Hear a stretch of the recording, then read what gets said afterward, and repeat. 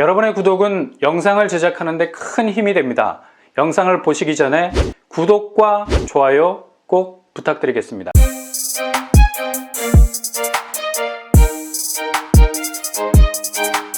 안녕하세요. 뻔뻔한 복덕방입니다. 광명 시흥 3기 신도시 지정으로 뭔가 일은 벌어지고 있는 것 같은데 청약하는 입장에서 이 판을 어떻게 읽어야 할지 그냥 이참에 불판을 확 갈아버릴까? 라는 생각도 불쑥 들죠. 이처럼 신도시 지정지구로 이사해버리면 청약에서 유리한 고지를 점할 순 있습니다.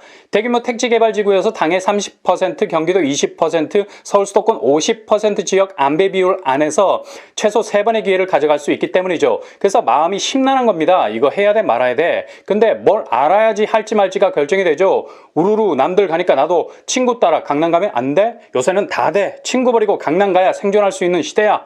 그래도 알고 가는 것과 모르고 가는 것에는 굉장한 리스크 차이가 있습니다. 왜냐? 대책을 세울 수 있거든요. 광명, 시흥, 3기 신도시 딱 두 가지만 보시면 됩니다. 첫째, B1 폭격기에서 때려붙는 것처럼 새까맣게 보이는 공급 폭탄. 일단 광명, 시흥이 신도시로 지정이 되면 메가시티로서의 굵직한 잠재성을 기대해 볼 수 있죠. 왜냐? 개발 인프라 호재가 생기거든요.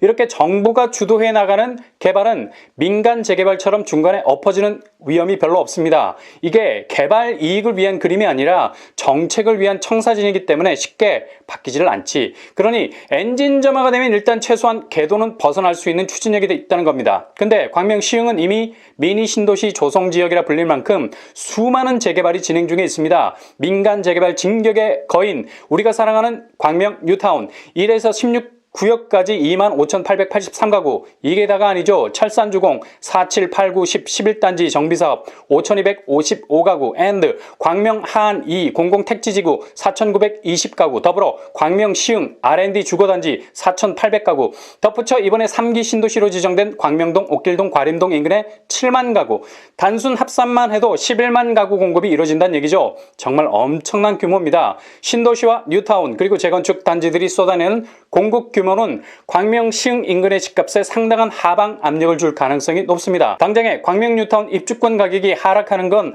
아니냐는 문의가 빗발치는데요. 곧바로 그리 큰 영향은 없겠지만 공급 물량이 여기저기 폭죽 터지듯 나올 즈음이면 집값은 하행선, 부산행을 타게 될 가능성이 높죠. 그리고 광명 시흥 일대에 땅을 가지고 계신 분들은 희비가 엇갈릴 수 있겠네요. 신도시 지정지역에 포함된 땅은 보상받고 나가셔야 됩니다. 현금 청산해야 되죠. 반대로 개발 인근에 있는 땅들은 호재가 벽난로가 돼서 활활 타고 있기 때문에 그 곁에서 따뜻한 겨울을 보낼 수 있는 거죠. 개발 이익을 볼 수 있는 가능성이 많습니다. 그렇다면 청약자들에게는 이런 공급 규모가 호재일까요? 악재일까요? 당연히 호재입니다. Very good. 어찌 보면 광명 뉴타운 1, 2, 4, 5 구역에 일반 분양을 준비하고 계신 분들이 있다면 일단 분양가가 어이없게 뛸 수 있는 여지는 없어졌다는 것. 7만 호 3기 신도시 발표 후에 광명 쪽의 집값은 단기적으로는 그리 급격한 하락세는 보이진 않겠지만 장기적으로는 그래도 부산행을 탄다. 이렇게 되면 택지비 감안한 분양가는 상향 조정될 가능성이 없다. 일단 진입 장벽은 낮아질 수 있다. 그러나 화장실 들어갈 때와 나올 때 다르다고 내 집 장만하면 내 집이 화석이 되길 바라는 사람은 없습니다. 생물이 되어서 끊임없이 가격이 진화되기를 바라는데요. 일단 광명 뉴타운 잠재성은 이후 교통대책 부분을 말하면서 언급하고요. 신도시와 뉴타운 재건축 포함 광명 시흥 대규모 공급은 청약자들에게는 여기에 진입하는 데 아주 유리한 환경이 조성되었다는 점 기억하시고요. 주로 신축 아파트 청약에 집중하십시오. 절대로 이쪽 근방 외곽이나 구축은 경계하셔야 됩니다. 인구 쏠림이 일방적으로 3기 신도시 쪽으로 급격하게 흘러갈 것이기 때문에 구축과 외곽은 신중하셔야 됩니다. 광명 시흥 3기 신도시 두 번째로 들여다봐야 할 것이 바로 교통이죠.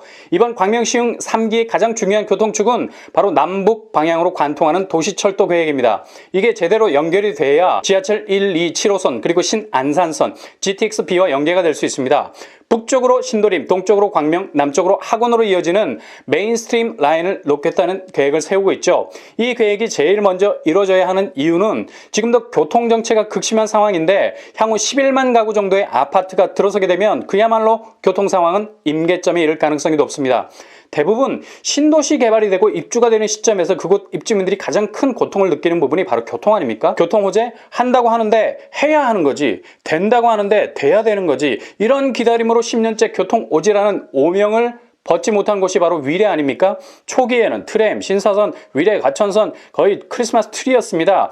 위례를 둘러싼 교통망들이. 근데 10년이 지난 지금에서야 트램이 들어온다는 소식이 들리지 않습니까? 그러니 광역교통 개선 정책이 제일 시급한 문제일 듯합니다. 그래도 광명, 시흥의 교통 히든카드는 앞으로 계획될 광역교통도 중요하지만 현재 진행형인 신안산선입니다. 일단 이 라인은 2024년에 개통이 될 예정인데 일단 여기가 세팅이 되면 광명, 시흥에서 여의도로 직결이 되는 라인이 생기기 때문에 다른 신도시에 비해서 입주 시점에선 살아 흐르는 서브웨이 생활권을 누릴 수 있게 되는 특장점이 있다는 얘기죠. 아까 언급한 광명 뉴타운의 잠재성, 바로 신안산선이 여의도와 직결되는 라인을 가지고 있기 때문에 대규모 공급 속에서도 독야 청청할 여지는 있습니다. 뿐만 아니라 월곶 판교선도 진행형이죠. 올해 착공을 해서 2025년에 완공이 되니 광명, 시흥 3기 신도시 입주 시점에는 이 라인도 이용할 수 있게 되겠죠. 그러니 대규모 공급 때문에 교통대란이 올 거란 흑빛 전망, 그리고 그 공급으로 집값이 안정화가 아닌 떡락이 될 거란 암울한 편견은 조금 오버입니다. 물론 도로교통 상대적으로 열악한 부분이 있습니다. 서부간선도로 그리고 1번 국도, 수도권 일대에서 가장 교통체증이 심한 곳인데 획기적인 해법이 꼭 필요한 부분입니다. 일단 지하철 호재 주변의 지역들은 대규모 공급 속에서도 나름 반짝이는 입지로 차별화된 정체성을 드러낼 가능성이 높죠. 그러니 청약자 입장에선 신축 아파트를 보되 새로 구축이 되는 전철 라인 주변에 조성이 되는 분양단지에 주목할 필요가 있다는 얘기입니다. 한편 광명, 시흥과 대비되는 3기 신도시, 바로 하남, 교산이 있죠. 거의 3기 중에 타의 추종을 불허할 정도로 선호도가 높은 곳이죠. 광명, 시흥과 비교하면 하남, 교산이 1등, 광명, 시흥이 2등. 근데 등수를 매겨서 그렇지 주변 개발로 인해서 나타날 수 있는 산발적인 호재는 등수를 매겨서 판단하기에는 변수가 많다는 점. 일단 하남, 교산의 물량은 34,000 가구 정도 됩니다. 대략 광명, 시흥의 절반 사이즈라고 생각하시면 되겠죠.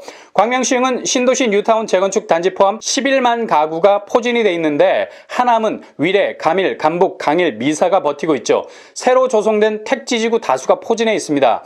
여기는 공급이 공급을 잡아먹는다는 분위기는 없고 도리어 동반 상승할 거란 장밋빛 전망이 확산이 되고 있는 추세죠. 이유는 간단합니다. 밀도가 적어요, 밀도가. 그러니까 살을 맞대고 사는 사람이 좀 멀어. 교산 토지 이용 비율이 주택이 24%, 공원 및 녹지가 33%로 월등히 많죠. 이러니 자연 환경 자체가 분양단지를 자연스럽게 갈라놓고 떨어뜨려 놓으니 신축 아파트 들어서는 게 눈에 확 들어오질 않아요. 뿐만 아니라 여긴 변변한 교통망도 없어요.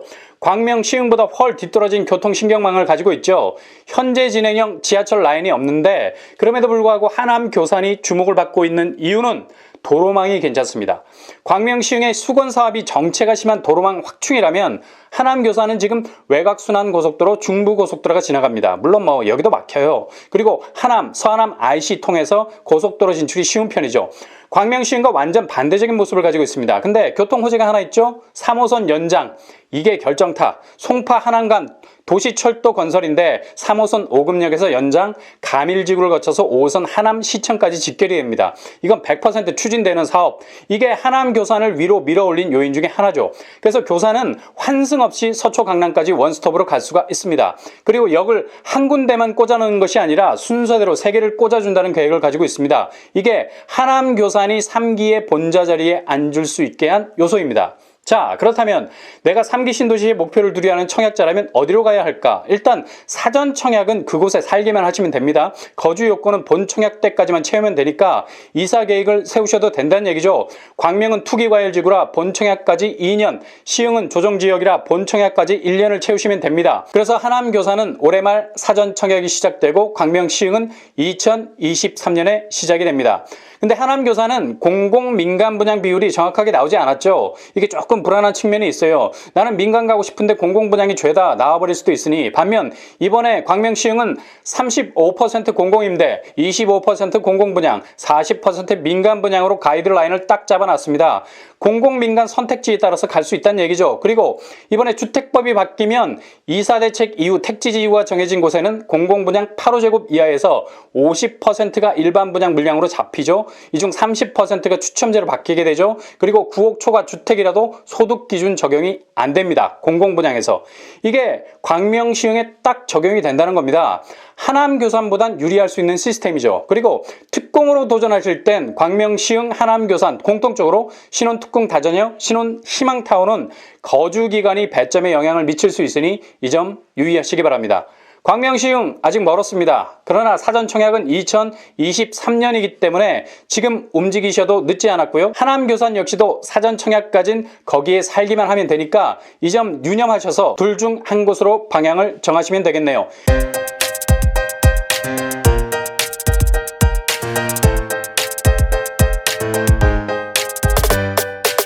이렇게 공급은 많은데 아직 내 집은 없다. 꿀꿀하다. 그러나 실망하지 않는 것은 내가 집을 기다리는 것이 아니라 집이 나를 기다리고 있기 때문에 시간이 걸릴 뿐이다. 너는 내 운명 같은 스윗하우스가 꼭 여러분의 집이 될 것입니다.